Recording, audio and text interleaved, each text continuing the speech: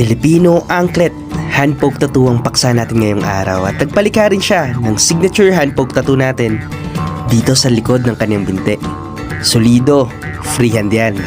At dito na may inumpisa na natin likain ang ating sining. Syempre, kamay lamang, mano-mano. Walang makinarya, hindi mabilang ng mga tuldok hanggang sa mabuo itong disenyo. At dito ay naglalapat na tayo ng puti.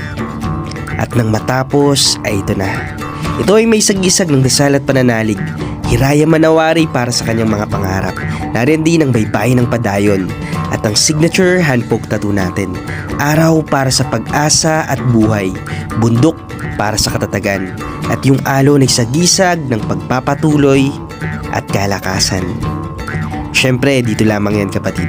Sa Sinag Baybayin. At nga pala, bili ka rin ng mga merch na gawa at likha natin. Sa iyong bawat